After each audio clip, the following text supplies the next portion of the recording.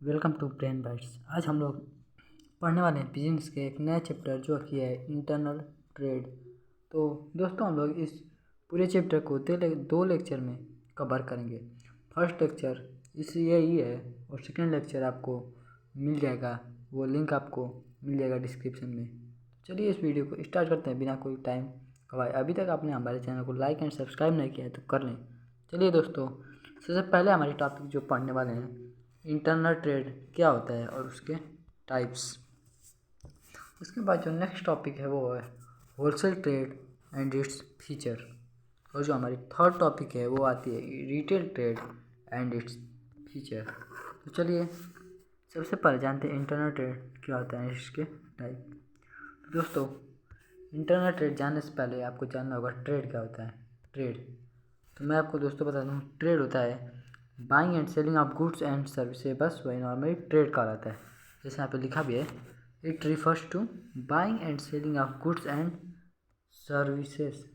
आप लोग को बहुत कॉन्सेप्ट में आएगा कि सर्विसेज कैसे बेची जाती है, गुड्स तो समझ में आ रहा है, लेकिन मैं आपको दोस्तों बता दूँ, सर्विस जैसे मान लीजिए कोई भी कंपनी अगर वो कंप्यूटर सॉफ्टवेयर बनाती है तो उसको अगर बेचती है तो वो अभी आपको सर्विस के अंदर ही आता है। तो चलिए हम लोग अपने टॉपिक की तरफ बढ़ते हैं जो कि है इंटरनल ट्रेड। इंटरनल ट्रेड वो होता है जो कंट्री के जियोग्राफिकल बाउंड्री के अंदर ही होता है, उसको इंटरनल ट्रेड बोलते हैं। जैसे मान लीजिए एग्जांपल लेता हूँ, जैसे गुजरात और न्यू दिल्ली में अगर सामान गुड्स को परचेज कर रहे हैं तो वो इंटरनल ट्रेड के अंदर आएगा। लेकिन अगर वही सामान गुजरात से बाहर एक्सपोर्ट कर रहे हैं या इंपोर्ट कर रहे हैं बाहर से तो वो इंटरनल ट्रेड के अंदर नहीं आता है, वो एक्सपोर्ट ट्रेड में आएगा, जो कि हमारे नेक्स्ट चैप्टर में है, उसको हम लोग पढ़ेंगे। तो चलिए डिफिनेशन देखते क्या लिखा है। मेरा trade take place inside the country is called internal trade. जो ट्रेड कंट्री के अंदर होता है उसको इंटरनल ट्रेड बोलते हैं। उसको इंटरनल ट्रेड को हम लोग डोमेस्टिक ट्रेड के नाम से जानते हैं। और ये डोमेस्टिक कंट्री में होता है। जैसे डोमेस्टिक कंट्री मीन्स क्या होता है, जैसे मान लीजिए इंडिया में अगर इंटर ट्रेड हो रहा है तो इंडिया की जो करेंसी है जैसे रुपीज़, तो ट्रेड हमारा रुपीज़ में होगा। अगर यही अमेरिका में हो रहा है तो हमारा ट्रेड डॉलर में होगा। समझ आया दोस्तों। तो चलिए बढ़ते हैं डिस्ट्रीब्यूशन चेन। डिस्ट्रीब्यूशन चेन क्या होता है, वो जितने भी कंपोनेंट जो एक गुड को मैन्युफैक्चरर से कंज्यूमर तक लाने में हेल्प करते हैं उन लोग को डिस्ट्रीब्यूशन चेन बोला जाता है। तो सबसे पहले डिस्ट्रीब्यूशन चेन पे हमारा आता है वो है मैन्युफैक्चरर, उसके बाद आता है होलसेलर, उसके बाद आता है रिटेलर, उसके बाद हम लोग आते हैं वो है कंज्यूमर। सबसे लास्ट लिस्ट पे कंज्यूमर आता है। ये तो होता है हमारा डिस्ट्रीब्यूशन चेन। तो चलिए अब हम लोग बढ़ते हैं टाइप्स ऑफ इंटरनल ट्रेड। तो दोस्तों इंटरनल ट्रेड मैं आपको बता दूं, इंटरनल ट्रेड दो भागों में डिवाइड हुआ है। फर्स्ट है होलसेल ट्रेड और सेकंड है हमारा रिटेल ट्रेड। तो चलिए हम लोग पढ़ते हैं फर्स्ट टॉपिक जो कि है होलसेल ट्रेड क्या होता है। तो दोस्तों मैं आपको बता दूं, होलसेल ट्रेड वो होता है जहां गुड्स को खरीदा जाता है बहुत ही बड़े अमाउंट में और उसको स्टोर करके रख लिया जाता है और वो रिटेलर को बेचने के लिए। चलिए पढ़ लेते हैं डिफिनीशन के हिसाब से। Wholesale trade refer to buying and selling of goods in bulk quantity. ये सबसे सिंपल और इजी डिफिनीशन है जो कि आप पेपर में लिख के आएंगे तो नंबर 100% मिलेगा। Buying and selling of goods in bulk quantity. तो चलिए जो पर्सन होलसेल ट्रेड करता है उसको हम लोग होलसेलर कहते हैं। जैसे मान लीजिए अगर आप होलसेल कर रहे हैं तो आपको होलसेलर के नाम से जाना जाएगा।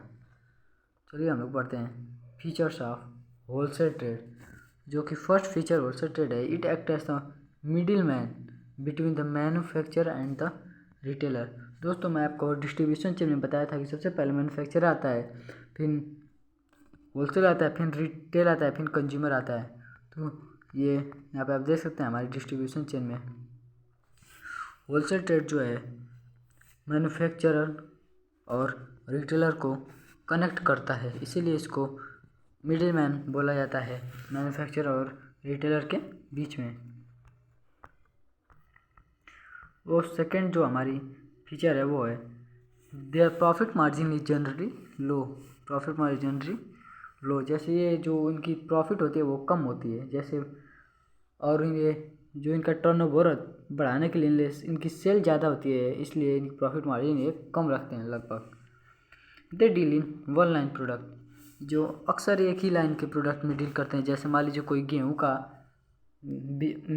सेल करता है तो बस गेहूँ में ही डील करेगा, और कोई चावल को बेचता है खरीदता है होलसेलर है तो वो चावल को ही बस डील करेगा और अलग वैरायटी ऑफ प्रोडक्ट नहीं रखता है अपने पास। Generally they don't sell goods directly to the consumer. आपने बहुत से बड़े होलसेलर को देखा होगा, वहाँ से अगर आप सामान लेने जाएंगे तो आपको ओपन सामान नहीं देता है, आपको वो बल्क में अगर खरीदेंगे तभी सामान देगा, लेकिन आपको डायरेक्टली छोटे छोटे क्वांटिटी में सामान नहीं देंगे वो सब। चलिए लास्ट फीचर की तरफ पढ़ते हैं। They need huge capital, huge wrong है, huge capital because they deal in large quantity of product. इन लोगों को कैपिटल बहुत ज़्यादा रहता है क्योंकि इन लोग को बहुत ज़्यादा सामान बेचना रहता है, उनका स्टॉक भी बहुत ज़्यादा रहता है दोस्तों, क्योंकि ये कंपनी जितनी सामान बनाती है उसको डायरेक्ट अपने पास रख लेते हैं, उसको गोडाउन में स्टोर कर लेते हैं, इसलिए इन लोग को ज़्यादा कैपिटल रिक्वायर होता है और रिटेलर से। चलिए हम नेक्स्ट टॉपिक पढ़ते हैं, वो है रिटेल ट्रेड। तो सबसे पहले मैं बता दूं, जो रिटेल ट्रेड करता है उसको रिटेलर बोलते हैं। अब चलिए बढ़ते हैं, रिटेलर की डिफिनीशन क्या होती है, रिटेल ट्रेड की डिफिनीशन क्या होती है। तो देखिए, retail trade involve the buying of goods in larger quantity from wholesaler and sell them in smaller quantity to the consumer. Means जो इंसान होलसेलर से गुड्स को लार्ज क्वांटिटी में ख़रीदता है और वो क्या करता है कि अलग छोटे छोटे भागों में करके वो कंज्यूमर को बेचता है। और ये जो होलसेल रिटेलर होते हैं बहुत सारे होलसेलरों से कनेक्ट रहते हैं, क्योंकि ये बहुत ही विभिन्न प्रकार के गुड्स बेचते हैं। जैसे कि आप देख सकते हैं वहाँ पे बिस्किट मिल जाएगा, टी मिल जाएगा, आपको यहाँ पे चॉकलेट मिल जाएगा, हर टाइप की सामान मिल जाएगी लगभग, इसलिए ये वैरायटी ऑफ गुड्स बेचते हैं। तो हमारा नेक्स्ट टॉपिक वो है फीचर्स ऑफ रिटेल ट्रेड, ये हमारी लास्ट टॉपिक है। First feature, it buy the goods from wholesaler in large quantity and sell the consumer in smaller quantity. ये जो रिटेलर होते हैं ये होलसेलर से गुड्स खरीदते हैं, लेकिन बहुत ही बड़े अमाउंट में खरीदते हैं और हम लोग को छोटे छोटे अमाउंट में बेचते हैं। जैसे मैं आपको एग्जांपल दूं, मान लीजिए अगर उन लोग को पेन खरीदना है तो होलसेलर से पेन का पूरा बॉक्स खरीदते हैं और हम लोग को एक एक पेन करके बेचते हैं। हमारा सेकेंड फीचर है, it act as a link between wholesaler and the consumer. दोस्तों आपको मैंने बताया था डिस्ट्रीब्यूशन चेन में कंज्यूमर जो है सबसे लास्ट में आता है, होलसेलर जो है सेकेंड पे आता है। तो मैं आपको दिखा देता हूँ डिस्ट्रीब्यूशन चेन के हिसाब से क्यों इसको मिडिल मैन होलसेलर और कंज्यूमर के बीच में बोला जाता है। यहाँ पे आप देख सकते हैं ये जो होलसेलर और कंज्यूमर है इन दोनों के बीच में रिटेलर आता है, इसलिए रिटेलर ही होलसेलर और कंज्यूमर को जोड़ के रखता है, इसलिए इसको मिडिल मैन बोला जाता है होलसेलर और कंज्यूमर के बीच में। चलिए हम लोग बढ़ते हैं नेक्स्ट फीचर की तरफ। हमारा नेक्स्ट फीचर है generally the profit margin is high. दोस्तों इन लोग की जो प्रॉफिट मार्जिन होती है होलसेलर से ज़्यादा होती है। जैसे मान लीजिए अब मैं एग्जांपल देता हूँ, कोई भी गुड्स है अगर होलसेलर इसको 12 रुपये में बेचेगा तो ये कंज्यूमर को रिटेलर 13 रुपये में बेचता है। मीन्स इन लोग की प्रॉफिट 2 रुपये होलसेलर करता है तो रिटेलर 3 रुपये प्रॉफिट करता है, इसलिए इनकी प्रॉफिट मार्जिन ज़्यादा होती है। ये कहीं कहीं दुकानों में बदलता भी रहता है, कोई भी होलसेलर ज़्यादा भी करके बेचता है। दोस्तों ये दुकानदार के ऊपर अक्सर निर्भर करता है। They provide credit facility to their regular customer. ये तो आपको पता चल ही गया होगा क्या है इसमें, लेकिन मैं बता दूं जो रिटेलर होते हैं अक्सर उन्हीं लोगों को गुड्स बेचते हैं जो उनके गुड्स दुकान पे लगातार आते जाते रहते हैं। अगर मान लीजिए अगर आप शहर में नए नए शिफ्ट हुए हैं और जाकर किसी दुकानदार से बोलेंगे भैया हमको 10 रुपये का सामान दे दो ये उधार, तो बोलेगा भाई हम आपको जानते भी नहीं। तो आपको वो उधार नहीं देगा, इसलिए आपको उससे जान पहचान बनाना होगा पहले, तभी आपको उधार देगा।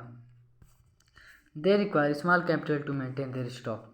मैंने बताया क्योंकि इन लोग को उतना गुड्स स्टोर नहीं करते हैं होलसेलर के कंपैरिजन में, इसलिए इनको कम अमाउंट लगता है अपने स्टॉक को मेंटेन करने के लिए।